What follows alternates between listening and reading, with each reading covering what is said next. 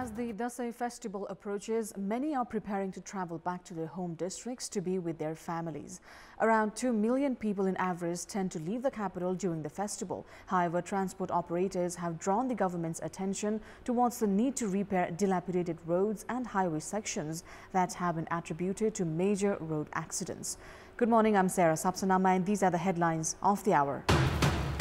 Election Commission says the term of the House of Representatives ends on 17th September. Government still in a dilemma. Former Deputy Speaker Tumma Hamfe says impeachment motion will be cancelled if the term ends. Transport operators urge the government to expedite repair works of road and highways damaged by the monsoon rain ahead of the Dasai festival. The suspect of a stabbing spree that killed 10 people in Canadian province of Saskatchewan dies of self-inflicted injuries shortly after his arrest. And Pakistan enters into the final of the Asia Cup with a crucial one-wicket victory over Afghanistan. Asia Cup journey for Afghanistan and India ends. The affiliation of the bureaucracy that is often referred to as the permanent government to different political parties has rendered the overall civil service ineffective. There is also a malpractice of political parties forming factions within the bureaucratic system itself. The country celebrated 19th Civil Service Day. However, the government could not find and felicitate a single state official out of the 83,000 for their outstanding contributions. The trend of political parties favoring one faction over the other within the bureaucracy has remained unchanged, which has affected the overall service delivery. However, both the sides have blamed one another for the inefficiency. There have been many grievances from the public about sluggishness and commission games in most public services. The bureaucracy has also lost its reputation for being corrupt and for having nexus with external interest parties in the absence of actions. In the 7 years since the implementation of the federalism, the parliament could not force laws for the management of state officials, while many public positions at the provincial and local levels are still vacant. Promotions and transfers of state officials have been highly politicized. Most officials tend to prefer departments and roles that provide better facilities and in many cases lets corruption go overlooked. The government has also failed to take actions against officials who have denied transferring to rural areas. There is a call on the bureaucracy to start being accountable to the public and avoid acting under political influences. Prime Minister Sherbahadur Dewar has said the country cannot move forward without the support of the bureaucracy. Speaking at a program held on the occasion of the Civil Service Day, Premier Dewar said there was a growing need to identify the reason behind the state's failure. The Premier said that an extensive discussion was much needed on the reasons behind the country's inability to expedite development.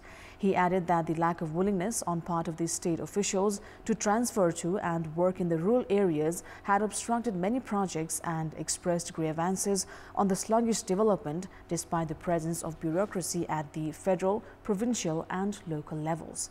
Premier Dewar said political parties alone cannot bring needed transformations as state officials actually are the permanent government. The Prime Minister also said that at the lack of adequate state revenue, the government had been providing state officials their salaries with the help of international loans.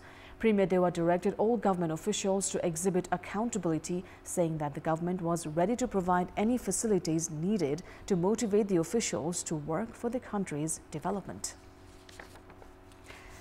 The general public had hoped for the independent commissions formed after the implementation of federalism to perform effectively. However, majority of the commissions failed to deliver due to what analysts say political parties and parliament's interference and the government's decisions to reduce the commission's authority. Observers also add political parties have turned the constitutional commissions into a ground for political appointments. The Constitution has enshrined upon the National Human Rights Commission the authority to independently work on issues of human rights. However, the Commission has stated its grievances that the government has not implemented many of its recommendations. Furthermore, the government has reduced the Commission's authority by changing legal provisions and allowing parliamentary committees to make recommendations instead. The government has also yet to move forward the bill registered at the Parliament in April 2019. Likewise, the government has been dilly-dallying the reconstruction of the Commission's administrative building that was damaged by the April 2015 earthquake. Apart from the Human Rights Commission, the government has attempted to reduce the authority of the Commission for the Investigation of Abuse of Authority (CIAA). The Commission's bill, registered at the Parliament on 19th of April 2019, has also remained stranded. As a result, the Commission has not been able to fully exercise its constitutional rights.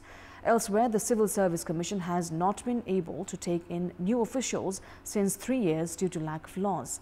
The scenario of other 7 commissions, including Office of the Auditor General and the Natural Resources and Financial Commission, is no different. Meanwhile, the commissions have also found themselves in a tight corner as several office bearers have acted under the influence of interest groups and against the institution's ethics. Currently, there are 13 constitutional commissions. All these commissions have been rendered ineffective due to political appointments over appointments of capable candidates.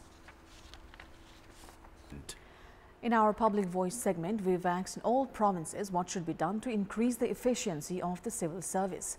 Let's take a look at what they had to say.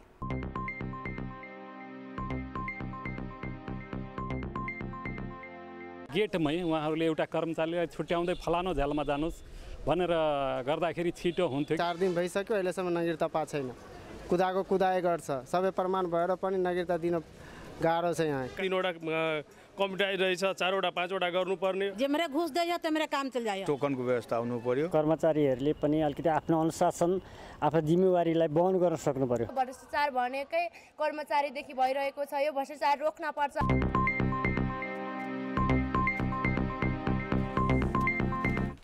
Transport operators have urged the government to expedite reconstruction works of road and highways that have been damaged by the monsoon rain, saying that the failure in repairing national highways have raised the risks of accidents. At a meeting of stakeholders of the transport sector held at the Department of Transport Management, transport operators informed they have agreed to open the booking of tickets from 17th of September. The government is said to install help desks in major cities, including the capital, from the same day to support travelling passengers. The department has said it will closely monitor vehicles and ticket sales. Although the department had directed transport operators to fully allow online booking of tickets, the latter has said it will only be able to make half the seats available. According to traffic police, around 2 million people leave Kathmandu during the Dasai festival. It's time now for our segment Public Pulse, where you text us with your opinion. The question is, what should be done to ensure the sound management of public vehicles during Dasai festival? Your options are A. Honesty from service providers, B. Improvement in road conditions, and C. Effective monitoring. The voting is on. Type NEWS, select your option A, B or C and send it to 34001 to share your opinion with us. Jitendra Bahadur Chand has been elected the president of Nepal Volleyball Association. Chand defeated close contender Niroj Maske in the election held earlier this morning. Chand had garnered 76 of the 128 votes, while Maske had received 50. Roshan Shrestha, who is from Chand's panel, has won in the election for General Secretary. Shrestha collected 85 votes to defeat Manbir Chandyal from Maske's panel, who received 39 votes.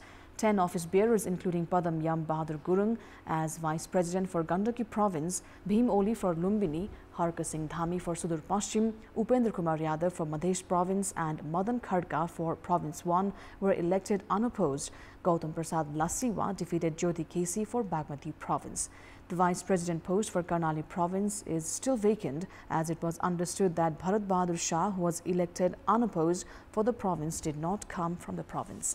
The new leadership faces a challenge in improving infrastructure for these sports and addressing issues of lack of programs at the grassroots level and international exposure for the players.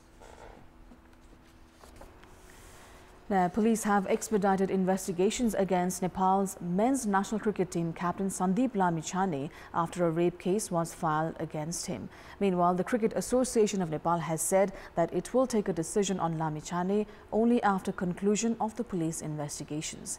Instead of returning with enthusiasm after the completion of Kenya tour, Nepal cricket team appeared in shock after arriving at the Tribhuvan International Airport because of the news surrounding their skipper Lamichhane. Lamichane is currently in West Indies to play in the Caribbean Premier League. While the star spinner is yet to issue a statement, police have expedited investigations into the rape allegations. A 17-year-old youngster, while recording her statement before the police, has said that she was raped at a hotel in the capital's Tilganga area on 21st of August last month, a day before Sandeep had left for Kenya with the team. CAN was busy holding discussions all day yesterday after such a serious case was registered against its player and national captain. The National Cricket Governing Body has said that it will take further decisions regarding Lamichane only after conclusion of the police investigations. Meanwhile, police have said that they have found evidences that are in favor of the allegations made by the minor. Questions have also surfaced against the team management as Lamichane had left the closed camp one day before the team's flight to Kenya, the day when the incident occurred. The spinner is currently in West Indies and police have urged him to return to Nepal at the earliest to facilitate their investigations. If proven guilty, Lamichane may have to spend 10 to 12 years behind bars as per Nepal's legal provisions. Such a verdict will also be a black smear on Nepali sports.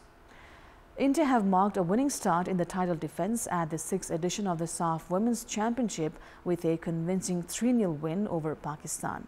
India scored twice in quick succession in the first half, with a Pakistan own goal followed up by a neat finish from player of the match Dangme Grace. They dominated the match, seeking a third goal, which arrived deep into the stoppage time through substitute Soumya Goguluth. With the win, India lead the Group A with 3 points. In the second match of the day, Bangladesh saw off Maldives 3-0. That's all for the moment. Our next English bulletin will be at 6 this evening. Thank you for watching. Bye for now.